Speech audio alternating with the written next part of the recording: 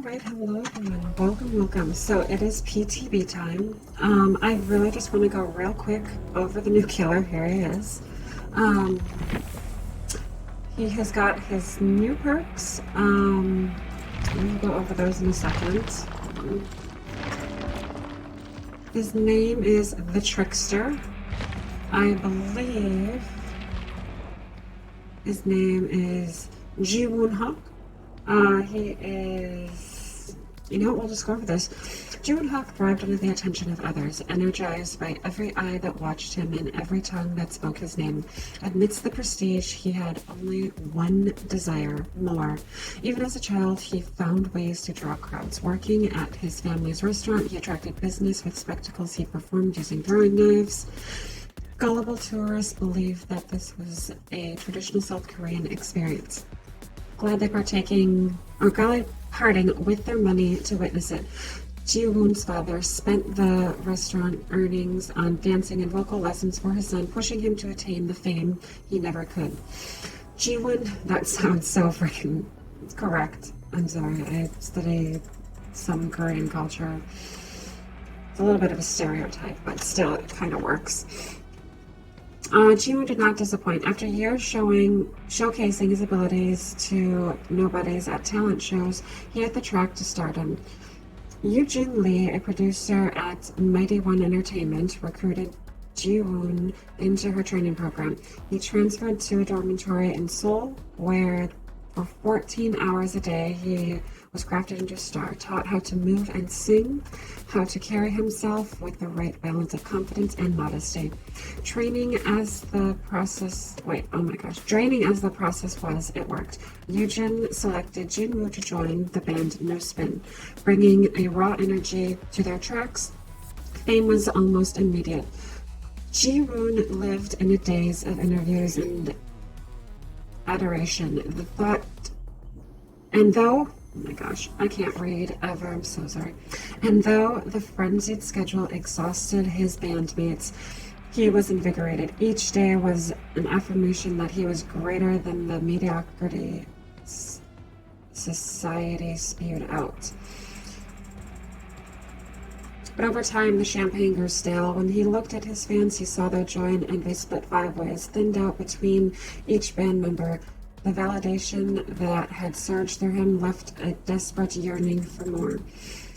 Ji-Woon kept up impressions, mimicking a charm long buried under loathing. He recorded the last No Spin album with his bandmates, never missing a beat. After a lengthy lunch break, he returned to the studio to discover fate had granted him a gift. The scent of burning wires was unmistakable. He rushed to the control room, finding the door blocked by fallen speakers. On the other side, his bandmates pounded on the door, their cries accompanying the crackling of flames. Ji-Woon called to them, dashing to the speakers, grabbing one and stopping. He froze. Each breath was conscious or concise. Sorry. And I accidentally scrolled and lost this place. Excuse me, I'm so sorry. Was concise, deliberate process requiring all his attention. The nearby cries hardly audible until slowly he backed away, and then he heard it. They were screaming his name as they burned, screaming for him to save them.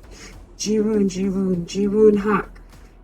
It was the most beautiful thing he'd ever heard. When the fire crew arrived, his tears were genuine. Oh, that's creepy.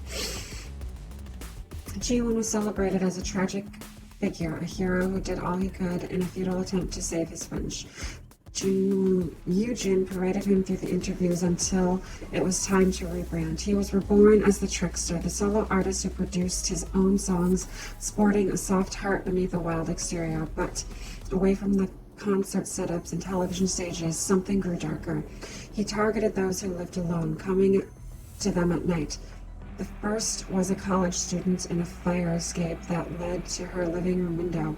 Ji-Woon woke her with a baseball bat to the skull, binding her arms and legs, gagging her with a rag and duct tape into her mouth. He tortured her for hours, dissecting her alive, yet there was something missing, a connection. He wanted to hear her pleading as he cut her belly open, but he received his muffled cries through a rag. He learned and adjusted. Victims had to be abducted, driven to an abandoned building where he could let their voices carry unresonated emotion.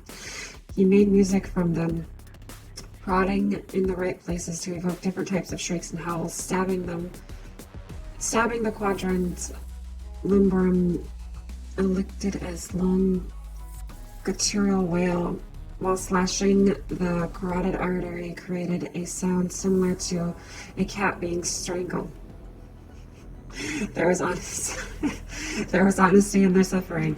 Ji-woon recorded each session, synthesizing and working them into his songs, hiding them beneath layers of melodies.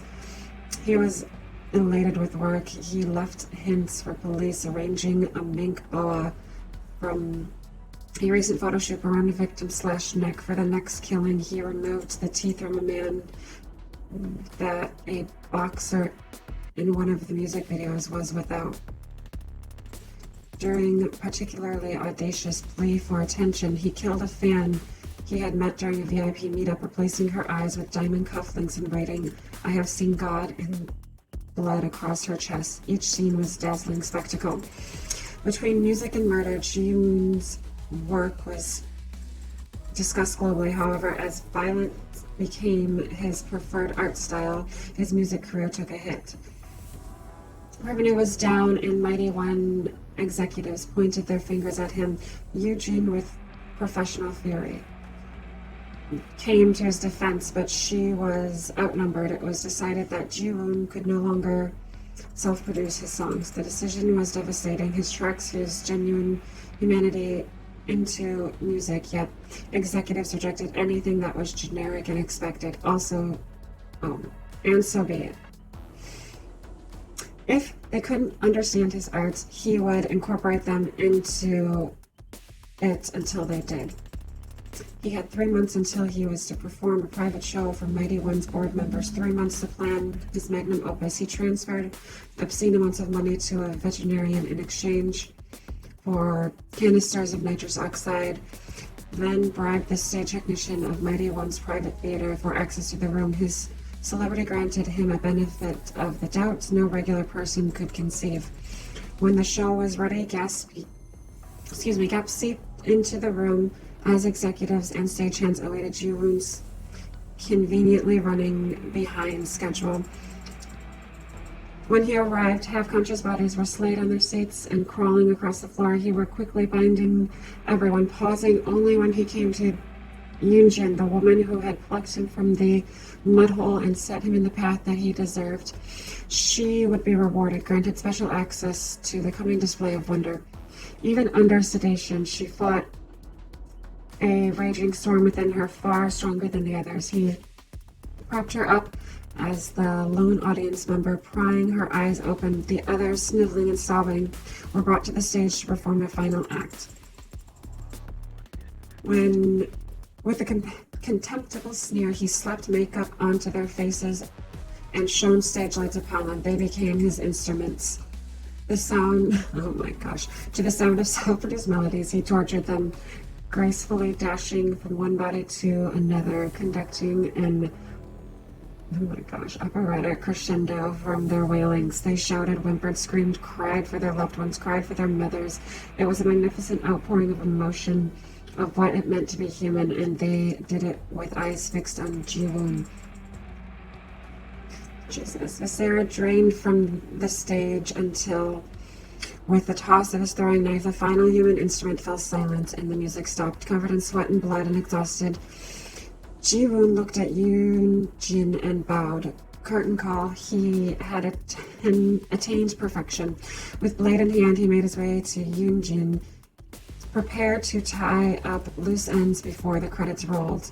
But as he reached her, the fog, from where he didn't know, but it billowed around them, damp and cool, comfortable. He saw the grand stage, hospitals and temples, forests and slaughterhouses, an eternal plain adorned with rusted hooks and sustained a million eyes that would watch him, run from him, experience him, All he had to do was accept, become an implement of the fog, and most importantly, make them scream.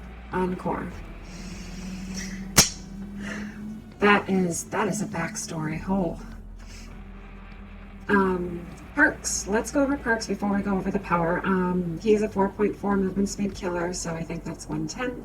So a little bit, typical killer. He's got 24 meter and he has an average height. Starstruck.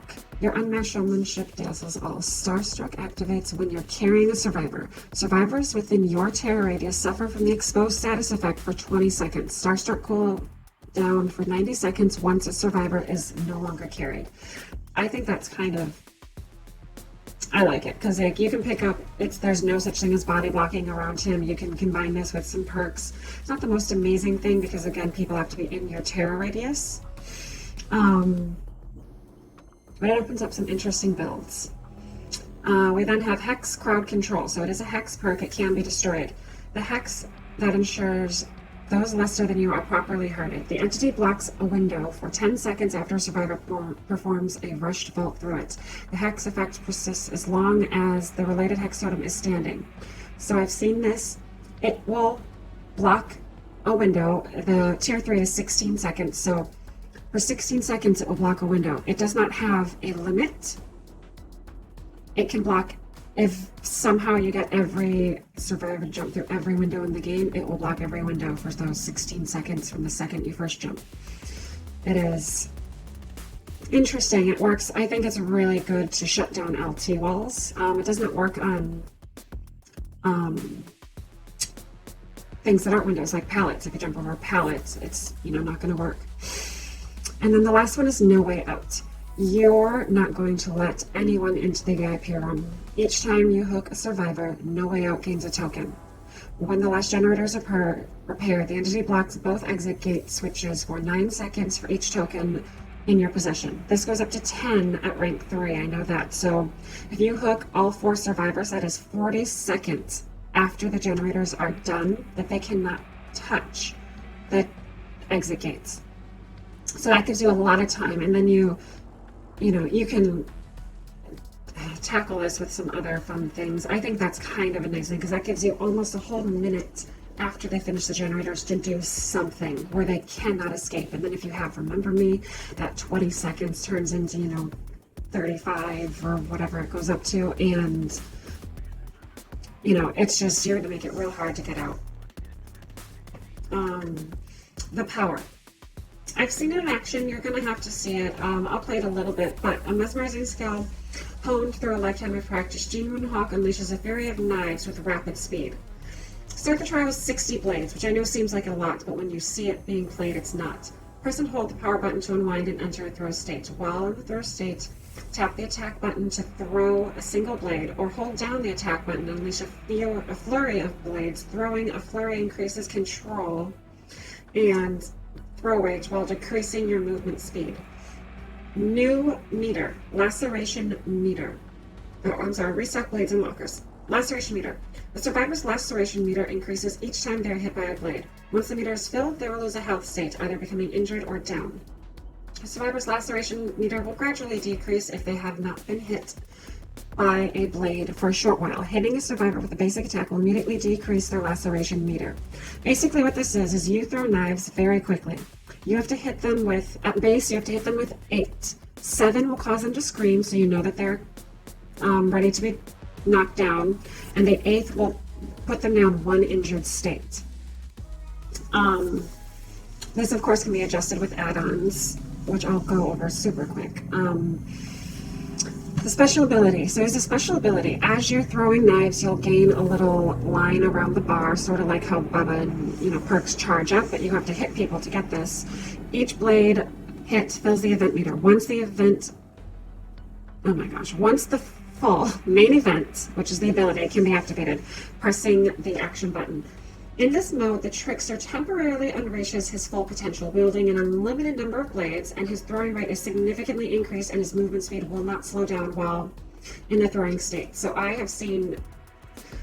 watched someone do this in tight corners, Midwich Elementary, in the basement hallways, or any staircase really, or just small areas where people can't run a lot, this is devastating. Or if there's a lot of people around, he can just chuck them so quickly at people and just build up these attacks. Now, one thing that I did see that I think people have questions about is borrowed time. Borrowed time does block these once. So if you get hit by 8 blades and you have borrowed time, you must get hit with those 8 blades during that borrowed time, or be injured, get hit by your 8th blade for borrowed time to take its effect. But borrowed time does work against this power. As of right now, he has nice. He has no cosmetics, but we're thinking that he will. And then we'll real quick go to the survivor. Oh, I think his weapon, I didn't notice. Survivor. Yujin Lee. So this is her base. She has her 3 perks as well. No anything. Alright, we'll go through her character and then we'll go through her perks. Well, that is just as long, so get ready for a story. Alright. Yunjin Lee. Resilient and ambitious, Yoonjin was born into a life of hardship, finding success in the music industry after years of effort and self-sacrifice. As a child, Yoonjin was fascinated by sound, mimicking drums and hitting keys on the piano. When she turned 10, however, she lost her instruments. Her family was heavily in debt and did not make the payments in time. The creditors took everything they owned, including their house. Yoonjin held her 4-year-old sister tightly as she cried. They moved into a windowless 2-bedroom basement. Since her parents worked day and night to pay their debt, Yoonjin became her sister's caretaker. Every night she sang until they both fell asleep. I'm gonna just scroll before I keep going. Apologies. At 17, the renowned record label Mighty One Entertainment came to her high school to audition talent. She was rejected as an idol trainee, but obtained an unpaid internship at the studio. For the following year, she created some of the studio's biggest hits without any credit or recognition. To get her due, she emerged in the public eye wearing flamboyant fashion and put sound bites into her songs that looped her artist name, magnum opus. Fans became to recognize her songs, and she became the producer of No Spin, a poorly performing boy band who needed her special touch. Dissatisfied with No Spin's commercial sound, she sought a rogue element to make the band stand out. Through her contacts and talent shows, she found an energy, raw sound of Ji-woon Hak. She relaunched No Spin with Ji-woon as its newest member. Within hours, the first video was a viral sensation. Their success cemented Yoonjin's reputation as a shrewd producer. Adorned in high fashion to attain luxurious event, Yoonjin's harsh, impoverished childhood seemed far behind her. She moved into a penthouse and dined with socialites in skyline restaurants with breathtaking views of Seoul. The success of the first album broke records, setting the bar high for No Spin's second. As they were recording new tracks, the fire alarm suddenly blared. Concerned for her safety, Yoonjin hurried to evacuate the building and left the Dowling staff behind. Only when she bolted out into the streets that she realized No Spin was nowhere amongst the coughing crowd. A goliath of flames engulfed the building, slowly tamed by a steady streams of fire hoses. All members of No Spin perished in the fire except for one, Ji-woon. The album was ruined. The band was over. She would be shelved while Ji-woon would rot away as an instructor for idol trainees. But she refused to be the victim who watched helplessly as vultures swooped in to take what was hers. Unknown to Mighty One Entertainment, she created new tracks to relaunch Ji-woon's career. She pushed him to tap into the grief and create a song exploring the pangs of sudden loss. The music video showed Jiwoon saying goodbye to each member of No Spin. Yoonjin cleverly launched the song under Jiwoon's newly adopted staging, The Trickster. He would embody both fear and awe, like the legendary Dokabe spirits. Excuse me, I don't know how to say that. I'm so sorry. Jiwoon's song was a global phenomenon. Its universal themes of grief and guilt resonating internationally. Together, Yoonjin and the Trickster toured the world. Success greeted them on every shore. Yet, disturbingly, so did series of eccentric murders. The connection unsettled Yoonjin as she noticed that the tour dates coincided with the victims' times of death. She was wary after the loss of No Spin and anxious to preserve her artist, so she increased the Trickster security detail. What if the serial killer was an unhinged fan fixated on the Trickster, inspired by the artist's morbid songs? Returning to Seoul, Yoonjin worked with Jiwoon on his new material. When she entered the studio at the brink of dawn, she was surprised to see Jiwoon already there. He seemed exhausted, like he had worked all night. When she listened to his track, she discovered a bizarre intro filled with shrieks and snares. It was too experimental for her taste. After a week, another death was reported. The body showed traces of torture and was arranged in the same flamboyant style as previous murders. This time, diamond cufflinks gouged into the eyes of the victim's eyes. The following day, the victim was on every television channel. A video of the victim's social media showed her squealing surprise when her boyfriend handed her a heart-shaped birthday cake. Yoonjin's stomach churned, that voice so familiar, and yet she had never met the victim. The next morning, her heart froze when she listened to Trickster's opening track. The shrieks in his song matched the victim's squeal. Did he sample the victim's birthday video? No, that was impossible. He had recorded the song before the murder was reported. She stared at Jiwoon on the other side of the booth's glass window. He was No Spin's only survivor. Everyone else was dead, not to mention the eccentric murders that matched his tour dates, death trails that seemed to converge. To him. If he caused this, no artist would survive the scandal. Yoonjin's career, no, her life would be over. All she had would destroy her. A wave of nausea surged over her. Heart racing, she rushed to the restroom. Wild thoughts blazed through her mind as she splashed icy water on her face. There had to be a simpler explanation. Perhaps she was overworked, or maybe she did not trust her success. Her mind was fabricating the suspicion because disaster was easier to trust than success. It was all in her head. She returned to the recording booth, eager to put her worries behind. Months later, pressure came to Mighty One Entertainment executives. Revenue was down, and they blamed the Trickster since they disapproved the violent themes in his music and the knife tricks he pulled during performances. While Yoonjin was furious, they scapegoated his artist. She agreed that Jiwoon's sound was too niche to generate profit. She told Jiwoon she fought them off, but was ultimately outnumbered. Because of her initial fury, he believed her to be on his side. They were given 3 months to create and perform the next hit for Mighty One. Months flew by, and the time came for Yoonjin to take a seat at the executive's private show. She was confident about her song, but as soon as the music started, she knew something was amiss. Dense, foul smoke permeated the room. Yoonjin coughed and gasped for air, but the more she coughed, the more she inhaled. Her body sank into the chair, her limbs heavy and numb, and her eyes withered as she watched, terrified, a nightmare come to life. The Trickster was whirlwind of blood, slashing, stabbing, and chopping limbs. The executives were carved up like meat. They could not run. They were stuck, like Yoonjin, paralyzed, a boiling rage swelling up in her gut. How could she have denied her instincts? The fire, the murders on the tour, it was him. It had always been him. And she had known from the start. Now her career was over, and so was Mighty One. Everyone she had worked with, her colleagues, her friends, dying before her eyes. Everything she had taken from her once more.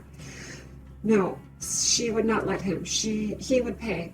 he would know the suffering. Suddenly, dark coils of black fog rose from the ground, and she was somewhere else. Bright lights flashed and blinded her. A spotlight found her in the darkness. Then a crowd erupted, chanting the name, Magnus Opus, Magnus Opus. She smiled and welcomed the darkness within. All right, they went just gosh darn ham on these freaking backstories. I like it. I'm not gonna lie. We will look at her 3 perks. We have Fast Track. Sometimes the sacrifice of others is necessary to get ahead. When another survivor's hooked, you gain 1 token. You consume all tokens after a great skill check on the generator. Each token grants you 1% bonus progression for a great skill check when repairing. So basically you get tokens when other people are hooked, and you get generator progression, extra generator progression based on your tokens. It starts off really low, but at rank 3 you get 3 tokens that grant an extra 1%, so you're getting like an extra 3% or something when you get a great skill check, which cuts off in time, because I mean there's 12 hooks, 9 of them from other survivors, so you can get 9 hooks, which is an extra 9% progression, something like that. Then we have Smash Hit.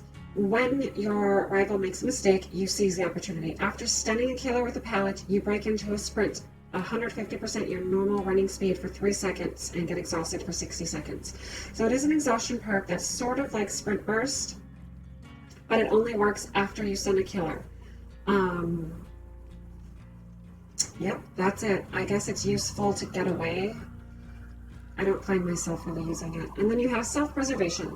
Life's unforgiving. The more confirmation you get of that, the more prepared you become. Whenever another survivor within 12 meters of you gets hit by a basic attack or special attack, Self-Preservation will activate. Your scratch marks are hidden for X amount of seconds. It's 6, 8, and 10.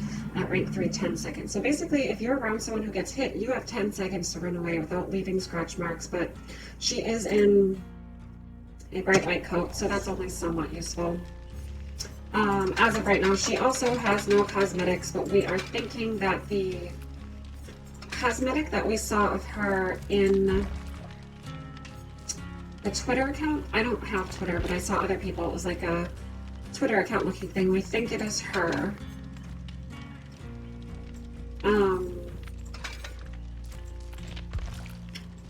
I know I have her lore, but I can't think of it working. So what I'm going to do is I'm going to play the killer once, and then I'm going to play the survivor against the killer. It's PTB, so this matters really real quick. I have a feeling I'm going to be in here for a long time. So we're just going to start getting stuff. Look at this little sexy motherfucker.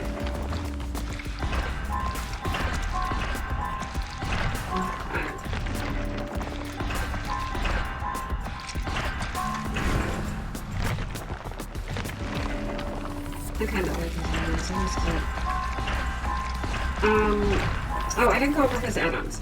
Basically, the add-ons are exactly what you would think. His add-ons will increase the amount of knives he has, increase your speed when throwing knives. They will. Some of them make the knives ricochet. Some of them will make. I don't know. We'll go over them if I have time. The odds are I'm going to be in party search mode forever.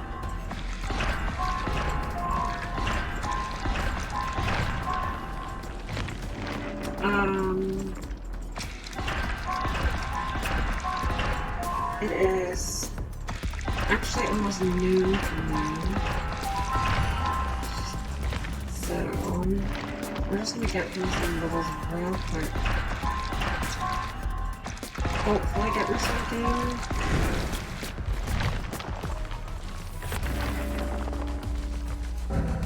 Oops.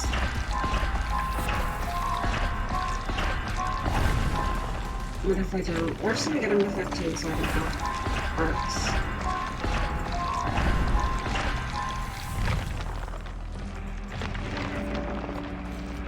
I'm kind of excited for this one. I think it's fun. I'm a super flamboyant survivor. survivor, but he looks like a survivor. I love his jacket. I would absolutely own and wear that jacket. Look at that, they gave me Bloodborne. It's like they heard me.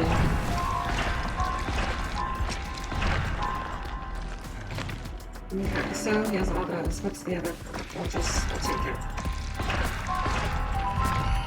Okay, so I would like his perks. And we're going to take Bloodborne with it. So yeah, moderate increases movement speed while throwing blades, slight increases initial rate of blades, increases the restoration. Oh yeah, so like their laceration disappears if you aren't throwing knives at them for a period of time. So if they escape chase, or you run out and don't reload, or things like that, eventually those up to 8 hits that you've done will become meaningless, although the 8th is an injured state, so. Slight increases time before the laceration restarts the king. Same kind of thing. Moderately increases the duration of the event, so your extra power. Increases duration, movement speed. I'm sorry I'm not going through all of these. If you want, you can go to... Who do I like? I mean, I watched Otsdarva's video about him and the Survivor, which is kind of how I learned that it even came out today. Forgot it was Tuesday. Yeah.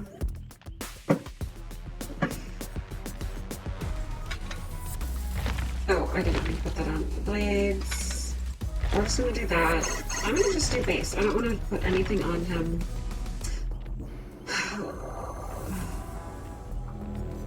I want to bring a Mori, but I'm really bad at killer in general, and I don't think I'll even get to the last survivor. They'll probably all escape, so... Oh, my legs. I don't want to waste it right now because I'm just practicing. If you'd like to see the Mori, I'm so sorry. It's all over YouTube, all over Twitter, and everything.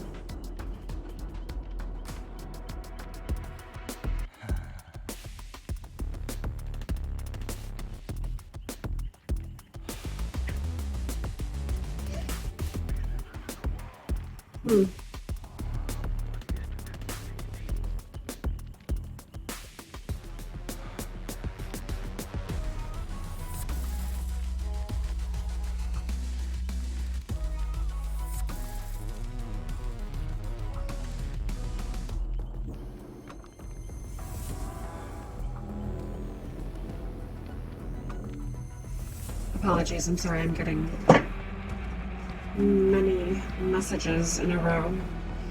It was a little later than I had expected it to be, so I do need this to pop. I might just switch over to Survivor because they're always faster. So I am just going to throw some pops in here. I'm gonna get into lobby.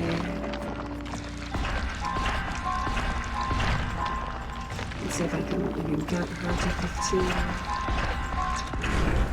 Because I do not have quite as much time to play as I thought. Yeah, see, survivors I knew were gonna be super quick. Okay.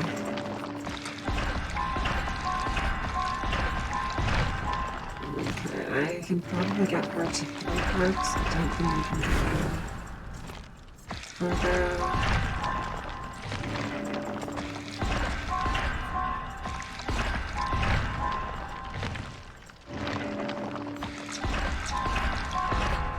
Oh, an hour long, yeah. I don't have time for that.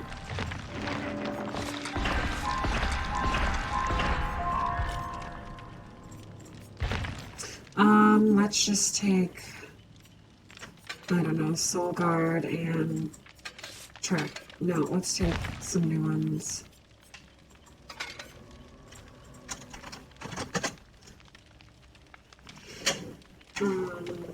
Logan Paul.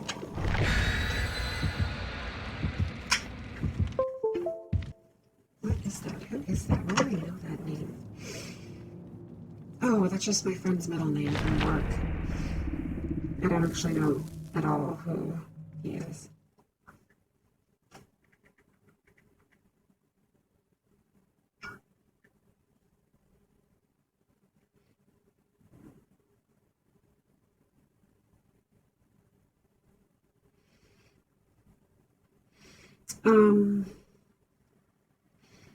So yeah, you'll be able to see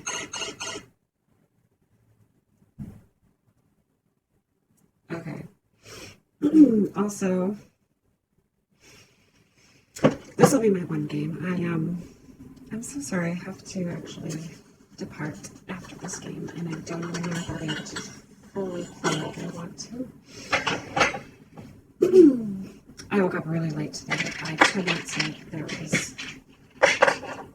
some screaming last night from someone outside. Anyway, I was chatting with my friend, so because I couldn't sleep. I usually go to bed at like 10 o'clock because I work early mornings every single day. But it's midwich. Okay, so I've heard about weird lag things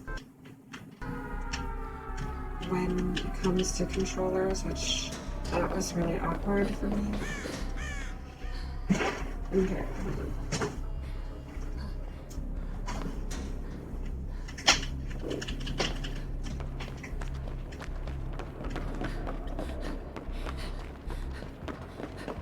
I think he has his own custom music.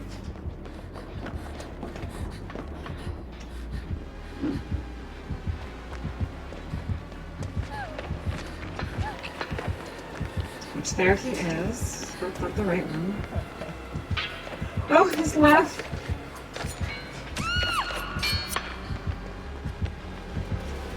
We're all just standing there. We're all just standing there watching him kill her.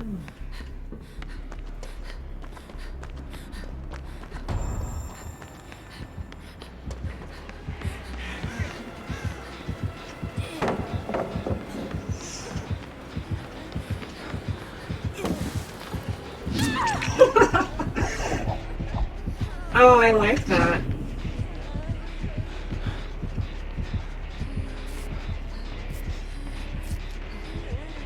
See, when we do dumb shit like this, it's kind of a fun perk.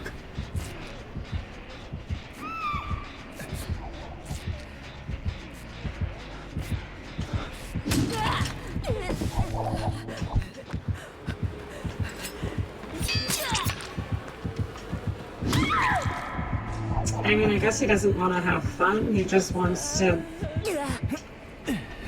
down us all with 5 gems. Which I'm kind of okay with because I don't have time. But yeah, that's him throwing. He's not really throwing because we're all just being idiots. So. Oh, okay. I don't want to hear shit about Elodie scream anymore. That is much more high pitched and that will legitimately hurt my ears.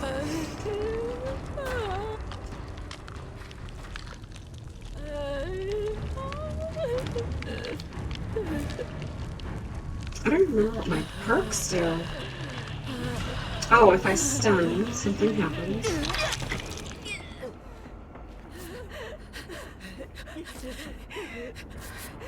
That's kind of all I remember. Oh, and the other one is when other people are hooked, I get tokens. Oh, of course, I didn't get any tokens because I got hooked. We're like crying in unison.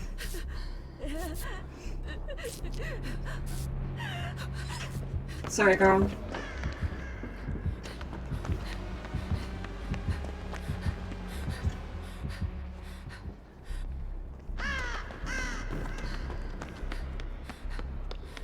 Okay.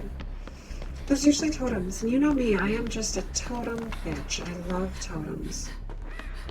It's like the only reason I play this game is to find totems and destroy them. Hey Chiquita, you wanna heal? No?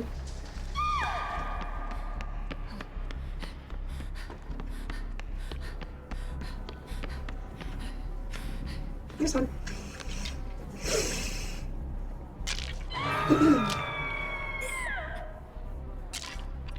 Yeah.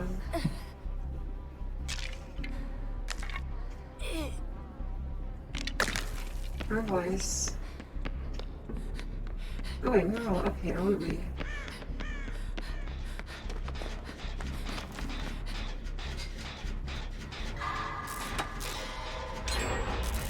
Okay, well...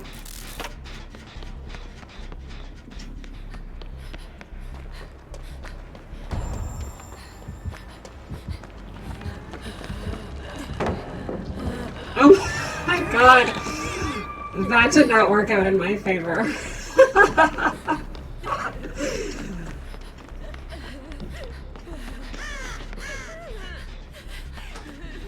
Oh, that...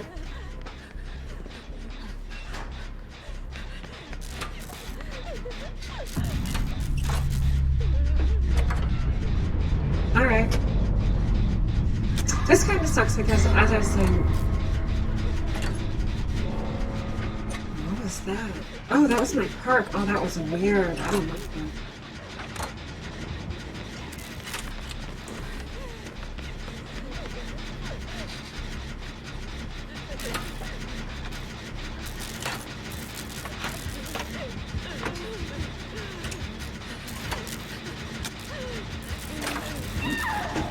Oh, shit.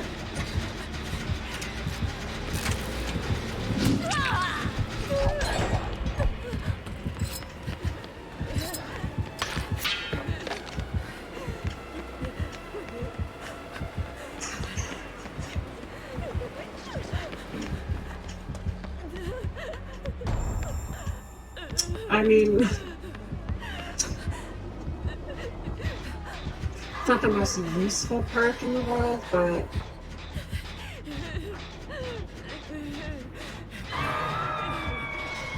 Oh shit, that I didn't even hear. Oh.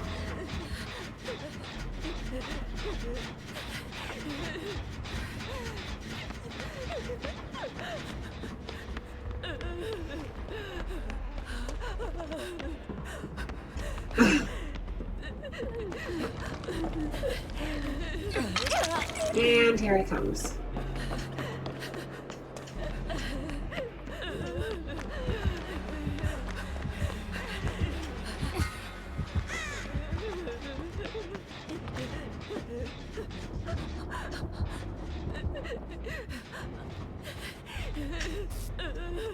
I'll take this free medkit.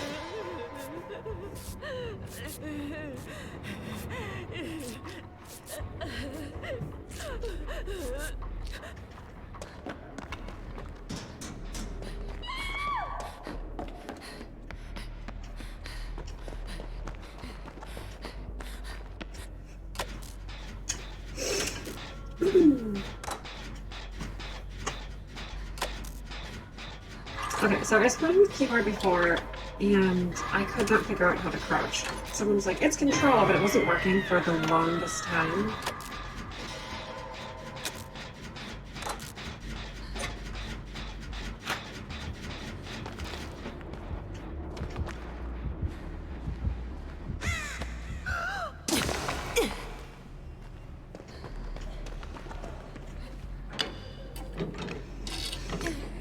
My assumption was to barbecue meat, and I was wrong.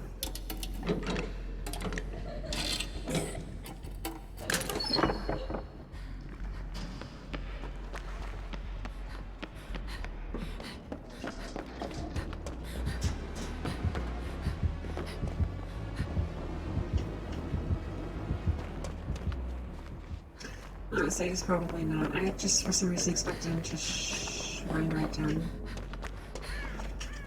There's another one.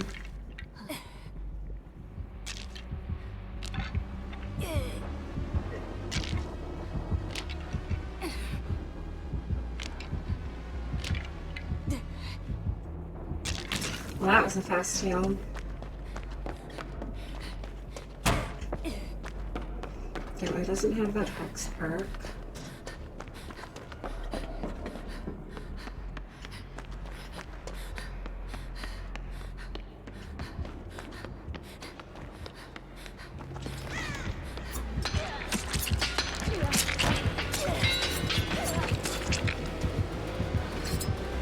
So that's his power.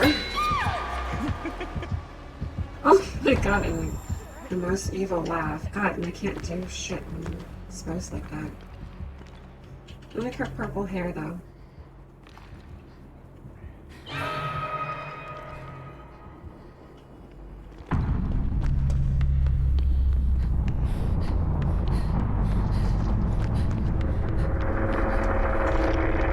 Bye, Logan.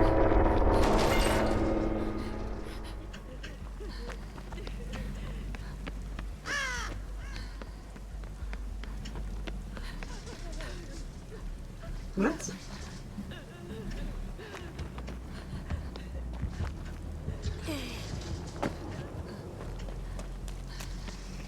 I hate McRanch.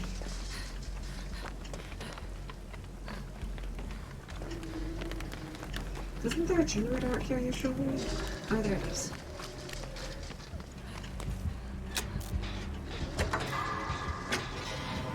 I think I just saw a flash of little coat run by me.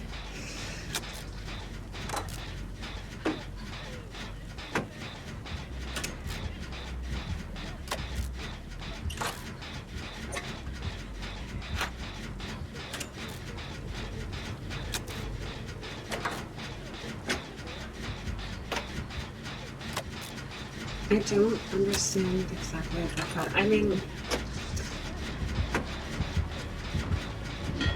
I feel like they think they did good things for that, but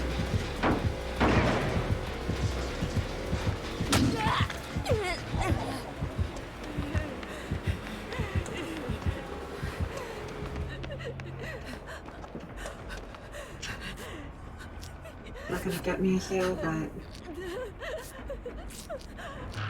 I'm getting very far with it.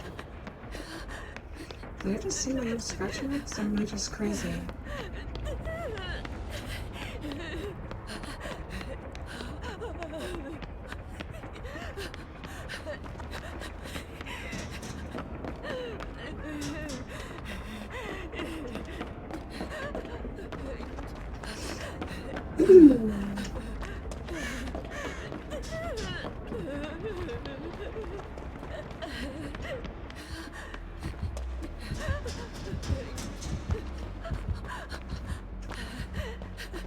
I don't know this place at all.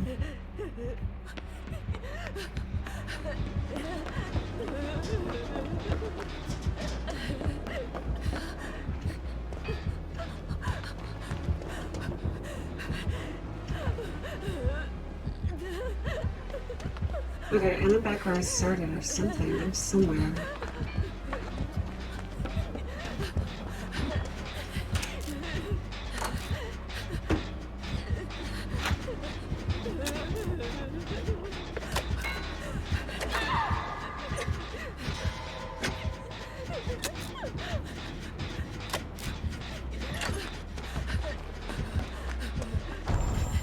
Oh, I was gonna say I think he's a knower, but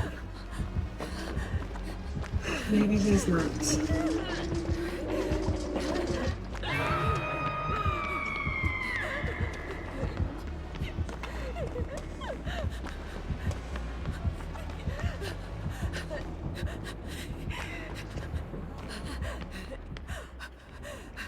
I have no idea how to get upstairs from here.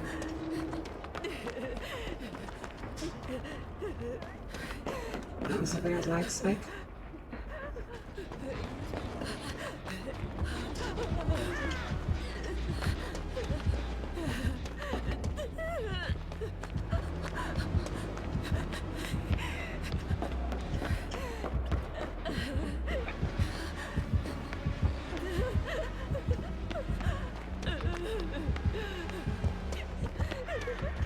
Did I not hear a door open or something?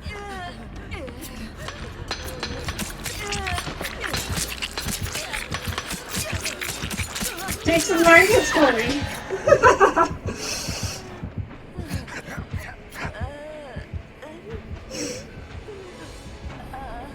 Wow, that was a whole bunch of points all at once.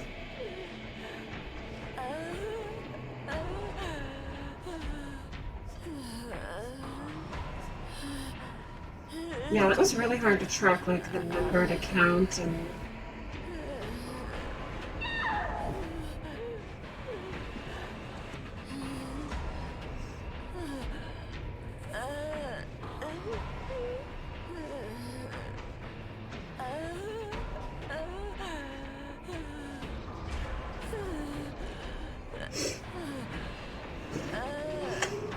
Well, you didn't get to see very much. I'm so sorry. It's because I was just hell bent on and wanting the whole thing. So, kind of got to see the throwing, which was kind of fun. I would love to play as him, but it's just not going to work.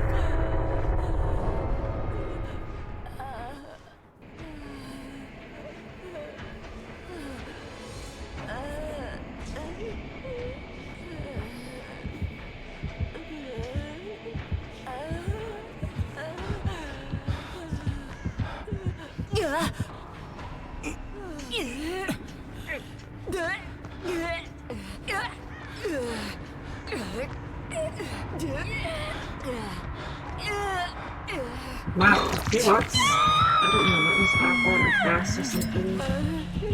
Oh, he just hummed at me. I love the blades though. That's fun.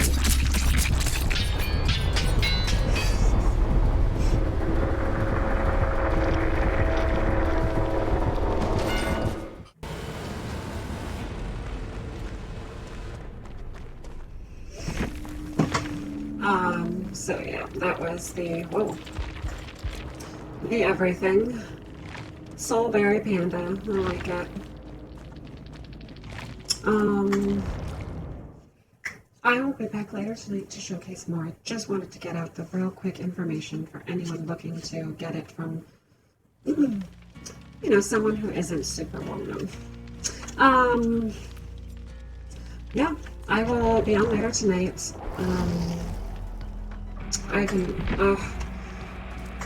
I will get some killer games in. I am not going to. I will record them. And yeah, see, there's frame rate issues when I play. I will record them and put them on YouTube for the killer. I'm not going to be sitting here making everyone stare at the screen for an hour while we do nothing. So I'll get in some more Survivor games later tonight. But otherwise, yeah, I will see you all.